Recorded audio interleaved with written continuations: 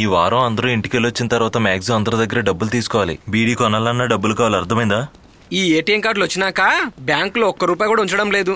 వాళ్ళు వస్తున్నారు, అందరూ భవ్యంగా ఉండండి. నమస్కారం సిస్టర్. శుభోదయం మిత్రులారా. అరే ఓపెనింగ్ బ్యాట్స్మెన్, ఓ సెకండ్ బ్యాట్స్మెన్, పర్లేదు, ఓ థర్డ్ బ్యాట్స్మెన్, లాస్ట్ మ్యాన్. ఏంటి బాబు నువ్వేం చూస్తున్నావు? మీ విలాస్ని అక్క బాగుందండి. బ్యాటింగ్ చాలా జోరుగా ఉంది, మేము నిన్నే చూసాం. మళ్ళీ కలుద్దాం. చూసావా, మనం ఆ పిల్ల రూమ్ లోకి వెళ్ళింది ఆర్డర్ లో కరెక్ట్ గా చెప్తుంది. మీరు ఇలా గొడవ పడకుండా ధైర్యంగా ఉండండి, కాపాడతానని విజయ్ చెప్పాడు కదా. వాళ్ళ దగ్గర ఉన్న డబ్బు మొత్తం మనం లాగేయాలి. ఆ పొగరు పట్టిన విలాసిని చేతికి నేను పాత మారుతి గారు కొనిచ్చా. అంతకు ముందు ఎప్పుడో వాడిని ఈ బండిని నన్ను అమ్మమని చెప్పేది. అది మనం ఇది పెట్టుకొని దాన్ని ఒక ఆట ఆడిస్తే ఎలా ఉంటది? ఆడే తీరాలి, మంచి డబ్బున పిల్లకాయలే కదా. అలాగా మనం ఒక 25 లక్షలు అడిగితే ఎలా ఉంటుంది? అయ్యో అది చాలా తక్కువగా ఉంది. అయ్యో దానికన్నా ఎక్కువ అడిగితే వాళ్ళ దగ్గర రెడీగా క్యాష్ ఉంటుందా? ఇలా చూడు, ముందు వచ్చే 15 లక్షలు నేనే తీసుకుంటా. లాజర్ ఓనరు ఫిషింగ్ బోట్ ఒకటి అమ్మకానికి పెట్టున్నాడు, అది తీసుకుని మా డాడీకి గిఫ్ట్ ఇవ్వాలనుకుంటున్నా.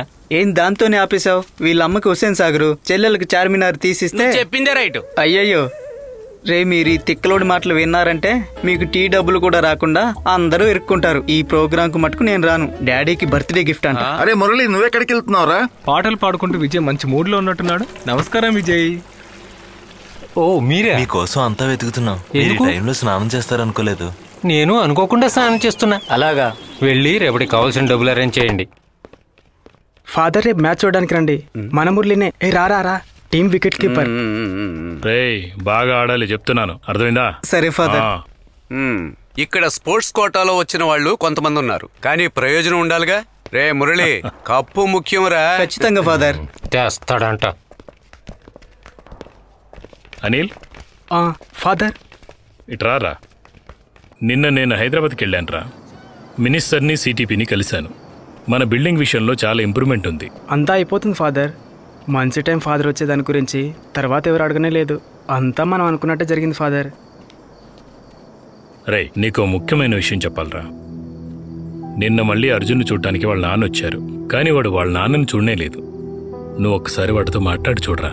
వాడికి ఇంట్రెస్ట్ లేకున్నా కానీ కొంతమంది బలవంతం చేత వాడిక్కడికి చదువుకోవడానికి వచ్చాడు. నాతో చెప్పిన కొన్ని విషయాలను బట్టి చూస్తే ఈ విషయంలో అతన్ని బలవంత పెట్టకుండా ఉండడమే మంచిది ఫాదర్. నాన్న ఇలాగే అప్పుడప్పుడు వస్తూ ఉంటే వాడు మళ్ళీ దుబాయ్కి వెళ్ళిపోతానని నాతో చెప్పాడు.